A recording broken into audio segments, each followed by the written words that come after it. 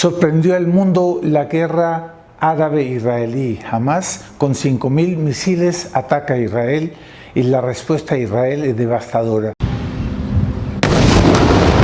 Sin embargo, se ve el odio de los musulmanes contra Israel, niños que están enclausurados, muerte por doquier, miles de personas en este momento devastadas, heridas, muertas, muestran un poco que más que un problema político es un problema religioso, y las guerras religiosas son las más devastadoras.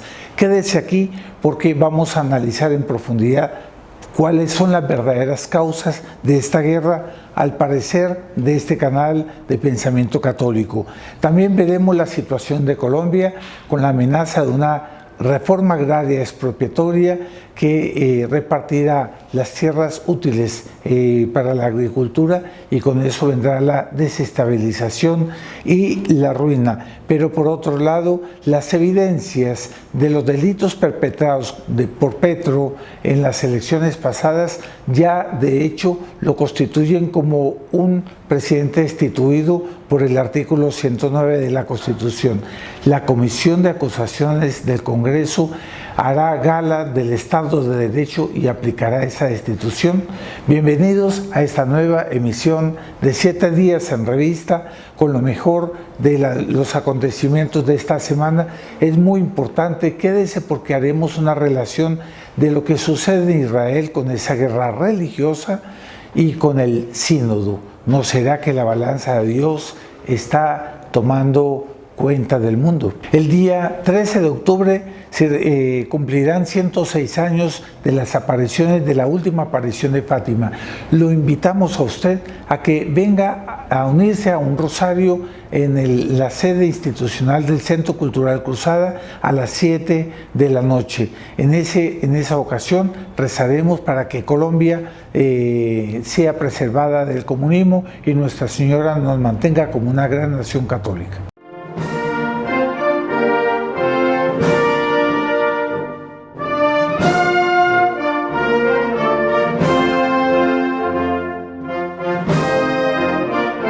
Un saludo cordial a todos nuestros amigos del Centro Cultural Cruzada. Estamos aquí en una nueva emisión, 9 de octubre del 2023, sobre los acontecimientos de la semana. Una nueva emisión de 7 días en revista. Si usted quiere realmente tener siempre un análisis objetivo, claro, verdadero, sobre los acontecimientos a la luz de la fe católica, a la luz del pensamiento católico, es para usted este canal. Yo le invito a que usted se suscriba y comparta también con sus amigos y hagamos un verdadero eje de pensamiento de manera tal a esclarecer en estos tiempos de tanta crisis de orden religiosa, de orden moral. Y sí, yo hablo de orden religiosa por lo del sínodo, pero vamos a hablar primero sobre la guerra de árabe-israelí. Hamás sorprende al grupo. ¿Qué es el Hamás? Es un grupo terrorista que rodea a Israel desde la franja de Gaza, pero son muchos otros grupos terroristas, algunos criptoterroristas desde Cisjordania, que queda cerca, unos pasitos de Jerusalén, de Israel, y en el norte está en el Líbano el grupo Hezbollah. Por todos los lados Israel está rodeado, de manera tal a que prácticamente el Estado de Israel, desde que él nació en 1948, ha vivido en guerra, está en un estado de guerra permanente.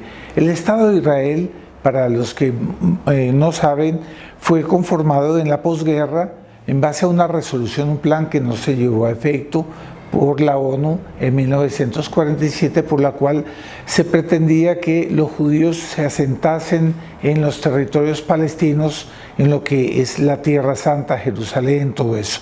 Pero eran tierras que ya eran parte de la Palestina, en la que había un vago sentido de soberanía, pero no mucho. Los judíos comienzan a asentarse, a comprar tierras, y cada vez más, con dinero financiado de los Estados Unidos, de Europa, de manera tal a que los judíos, después de una posguerra, después de una guerra dramática, con millones de muertos y víctimas de los judíos en la guerra mundial fueron forzados mediante ese sacrificio, esa persecución dantesca en la guerra, fueron forzados en el sufrimiento a volver, a retornar a Tierra Santa. Ellos no querían, ya estaban acostumbrados al occidente, de manera tal a que ir a un desierto donde iban a tener que sacar con la fuerza una papa para sobrevivir, no era un buen programa para invitar a los judíos. Pues sí, con esa guerra mundial ellos sufrieron mucho para forzarlos a ir a Tierra Santa. Y en 1948, el 14 de mayo, fue fundado el Estado de Israel y comienzan las guerras. Vino la guerra del Yom Kippur, vino la guerra del Canal del Suez, vino la guerra de los 6 días, en fin, ya la guerra del Líbano y ahora la guerra contra el Hamas. Fueron guerras terribles contra Egipto, sobre todo Siria, Jordania, para consolidarse en el poder. Pero realmente Israel mostró una capacidad bélica como el mejor ejército del mundo, ganó todas esas guerras y se consolidó. Y de las palestinas quedó los palestinos en la Cisjordania y en la Franja de Gaza, que es una partecita que limita con Egipto y con el Mediterráneo. De manera tal a que en las máximas tierras, pues había las tierras abajo del Suez que fueron devueltas por un acuerdo con Egipto, de manera tal a que Egipto quedó administrando la Franja de Gaza y quedó de nuevo con todas esas zonas del Suez, dándole una partecita a Israel para salir al Mar Rojo. Entonces, al Mar Rojo no, en fin, a esa parte del Suez. De esa manera consolidó una paz con Egipto y ahora está consolidando una paz con Arabia Saudita, y a Arabia Saudita le conviene económicamente y por la misma estabilidad firmar esa negociación. Eso vendría a consolidar una estabilidad política y económica para Israel, que los grupos musulmanes de la yihad, de la guerra santa, que quieren matar al infiel, que están siendo inculcados por un fundamentalismo que comenzó en Egipto con los hermanos árabes, los hermanos musulmanes, pero que se ve que fue una cosa inducida más o menos desde la posguerra hasta ahora, sobre todo 1960, 70, y de tal manera que se creó el fundamentalismo musulmán. Con eso rodearon a Israel países muy hostiles, pero una hostilidad que más que política es religiosa, que tiene un paralelo con la invasión del Magreb a Europa, que no tiene un problema de orden económico, como dicen, es sobre todo de orden religioso. Lo que está en vilo en Europa es una guerra religiosa. Ellos quieren acabar con la cultura y la civilización cristiana, con la Iglesia Católica, de manera tal a que de esa manera pues se han ido consolidando en una guerra que se supone va a ser la guerra más devastadora. La primera guerra fue de orden cultural, política. Ya la Segunda Guerra Mundial ya fue una guerra más ideológica, eran ideas de cómo construir el mundo. La Tercera Guerra Mundial, que ya comenzó, es una guerra que tiene cada vez más un cuño religioso, tanto en Ucrania cuanto ahora en este escenario que toca Tierra Santa, que toca Jerusalén, que toca aquello de más sagrado en el mundo y para los católicos, para toda, en fin, para todo el sentido religioso, la es también para los judíos, de manera tal a que están tocando en un punto vital en el honor de Dios, que imaginamos Él en el consistorio celeste gobernando el mundo, viendo lo que está sucediendo con el sínodo a puertas cerradas, hermético, lo que muestra que hay una preocupación de los sectores progresistas frente a la reacción de los católicos conservadores, que no vamos a admitir que se acabe con nuestra fe, con nuestra moral, que se acabe en nombre de la caridad, pretendan legitimar el pecado, la iniquidad, cambiando la fe y la moral de la iglesia por una fe que sería ahora una fe, digamos, de caridad con los homosexuales, o si no una moral ecológica o una moral social, es decir, el rico es el malo porque acaparó y el pobre es la víctima y el santo, y todas esas parafernalias que hablan de la nueva guerra social, de nueva pecado social. No, aquí entonces entra una nueva, como que una nueva religión, una nueva moral que desecha la moral tradicional nacida de los 10 mandamientos, de la revelación, de las enseñanzas de nuestro divino Redentor y de 2000 años de magisterio de la Iglesia, inspirado, eso sí, por el Espíritu Santo. Pero ahora se dice que el Espíritu Santo está inspirando el pueblo, y entonces es en asambleas populares que el Espíritu Santo puede venir a cambiar toda la doctrina que fue consenso unánime de los padres de la tradición apostólica. Y entonces, ¿cómo se puede decir que esa asamblea en que hay sacerdotes, religiosas, laicos, al lado de cardenales y obispos, ya no es un sínodo de obispos? Ya aquí es otra asamblea. ¿Será el Espíritu Santo o será otro espíritu que no es el Espíritu Santo? Y entonces aquí entra una cuestión que es el juego total por destruir la iglesia de nuestro Señor Jesucristo. Dios no va a permitir eso, porque hay una promesa: las puertas del infierno no prevalecerán contra ella. Entonces, de un momento a otro, no habrá una relación en el consistorio celeste, una decisión de Dios para que esos pecados como que traigan sus consecuencias, y de un momento a otro Tierra Santa se vuelve un infierno, un polvorín, una persecución. Ustedes ven fotos de niños. Yo quisiera colocar acá también fotos de niños enjaulados, niños judíos enjaulados, muerte de las más despóticas, impresionantes que están habiendo allá, violación de cualquier derecho humano. Hoy en día que se habla tanto de los derechos humanos y no de los derechos de Dios, pues bien, vamos a hablar de ellos. En todo caso, ¿por qué se está aconteciendo todo eso? A mí me parece muy importante relacionar, porque de hecho Dios es el que gobierna la historia, y dependiendo de nosotros aceptar la gracia de Dios o rechazar la gracia de Dios, es que vienen las bendiciones, la paz, o si no, las dramáticas tragedias en la historia humana que son permitidas como consecuencia del pecado por Dios. Entonces, hay una verdadera crisis que tiene relación con el sínodo. Yo los invito a que ustedes lean este libro que colocó acá también. Es el libro sobre el proceso sinodal, una caja de Pandora para la Iglesia, 100 preguntas y 100 respuestas. Están muy bien escritas, están muy bien redactadas para en el común de las personas entender lo que está pasando con el sínodo y cómo la Iglesia está siendo abrumada por los enemigos de ellas en nombre del progresismo. Yo los espero, les voy a colocar el link aquí para que ustedes puedan descargarlo en PDF de manera gratuita por la Asociación Acción Familia, de manera tal a que ustedes puedan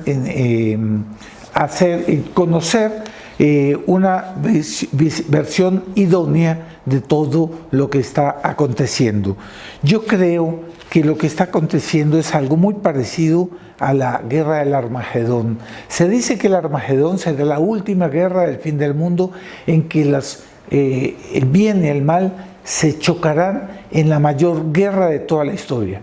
El Armagedón será en un valle que queda al norte, por el mar de Galilea, entre Jerusalén y Galilea, 70 kilómetros de Jerusalén. Es un valle que se llama el Valle del Ejido. y será la mayor guerra de toda la historia. Con eso se cerrará la historia y Dios ya abrirá los cielos como un pergamino para venir a juzgar a los vivos, a los muertos, ya como rey, como juez. Pero entonces hay prefiguras del Armagedón. Yo creo que nosotros estamos en la prefigura de una gran Armagedón que va a venir sobre la humanidad, que será una guerra despótica, porque será religiosa. Será como una prefigura de la guerra del fin del mundo. Y en ese sentido nosotros vamos caminando para eso, para la aplicación, la consumación del mensaje de Fátima, cuando ella dice: Rusia esparcirá sus errores por el mundo, los buenos serán martirizados, el Santo Padre tendrá mucho que sufrir, varias naciones serán aniquiladas. La Santísima Virgen habla aquí de una guerra terrible que tendrá cuño religioso. Y de hecho, esperen un poco, porque Europa será escenario también de esa guerra religiosa, con la invasión del Magreb, con el fundamentalismo musulmán que cada vez más se impone con sus derechos políticos, sociales y religiosos en toda la Europa. Y la Europa cristiana va muriendo poco a poco por inanición, por falta de hijos, y llegará un momento en que ellos cobrarán cuenta y vendrá una gran guerra religiosa, el yihad en Europa, así como en este momento Israel está en el mismo trance. Pero acuérdense, Nuestra Señora prometió el triunfo del Inmaculado Corazón, y acuérdense de las promesas de nuestro divino Salvador: las puertas del infierno no prevalecerán contra la Santa Iglesia. Es decir, vendrá un gran triunfo, que es el reino de María, que profetizó San Luis María Griñón de Montfort, y que todos los miembros y amigos del Centro Cultural Cruzada siempre esperan, siempre somos devotos, y de esa manera nos consagramos a la Santísima Virgen en calidad de esclavos, como el santo San Luis Griñón de Montfort lo recomienda en el libro El Tratado de la Verdadera Devoción. Yo voy a concluir con Colombia. El gobierno Petro pretende hacer una reforma agraria muy radical, una reforma agraria expropiatoria. Lo que él dice para justificarla es que el país es desigual, que hay una deuda con los pobres, y restituir a los pobres lo que se supone los ricos le han robado. Por lo tanto, será una violación de la propiedad privada y consolidará una serie de comunidades campesinas ya colectivas, conforme al Sistema Nacional de Reforma Agraria, que tiene 8 subsistemas encabezados por diversos ministerios. O sea, serán varios puntos, y ustedes pueden tener eso al acceso en Internet, porque Internet tiene vasta información sobre eso. Pero significa que las tierras útiles serán distribuidas al campesinado en comunidades colectivas con control del Estado, cada vez más los campesinos bajo el control del Estado. Pero también son todas las comunidades indígenas o comunidades negras que tendrán sus propias, como que pequeñas soberanías y autonomías. Todo eso se consolidará. La grande afectada va a ser la agroindustria, la producción económica, de manera tal a que ya no va a haber esa capacidad para alimentar a 50 millones de habitantes colombianos. Por otro lado, no solamente la pobreza vendrá, sino también la desestabilización de orden político. Con las declaraciones de Nicolás Petro a la Fiscalía, quedó claro los delitos perpetrados por Petro con relación a los topes, violación de los topes electorales y haber recibido dinero del narcotráfico, y queda claro que Petro tenía conocimiento de todo eso. Es decir, por la ley 109 de la Constitución, él está destituido, porque él violó la ley en materia de topes con delitos claros, flagrantes y con abundantes pruebas y testimonios hasta de su propio hijo. Aquí entra la pregunta: ¿será que la comisión de acusaciones del Congreso, que es casi toda petrista, va a darle curso el pedido de la Fiscalía que compulsó copias a la Comisión de Acusaciones sobre todas estas evidencias para pedir investigación y un juicio político. Se hará juicio político. En esas yo destaco la valentía del doctor José Manuel Abuchaibe llevando adelante esa reivindicación del Estado de Derecho para que no prospere el gobierno de Petro y que él sea realmente, en el marco del Estado de Derecho, sea enjuiciado y destituido. Y a ese propósito yo los invito para el miércoles. Tendremos una entrevista muy importante con el doctor José Manuel Abuchaibe para que él nos explique en un lenguaje llano en qué estado estamos ahora sobre el juicio político, por qué él no va adelante y cómo es que él puede hacer como un buen abogado para darle ese impulso al juicio político que lleve a la destitución de Petro. Bueno, entonces es una obligación del Congreso impulsar el juicio político. Con eso yo quiero terminar repitiendo esa esperanza. El sínodo no prevalecerá, el comunismo no podrá prevalecer, porque por encima de todo estará la promesa de Nuestra Señora: por fin mi Inmaculado Corazón triunfará. Confiemos que las puertas del infierno no prevalecerán contra la Santa Iglesia, y el occidente cristiano y Colombia continuará siendo una nación católica, pero eso depende de nosotros, que mantengamos la fe, que mantengamos la fidelidad a Dios, el cumplimiento de los 10 mandamientos y por lo tanto el rezo del Santo Rosario, porque con el rezo del Santo Rosario nosotros nos tornamos omnipotentes.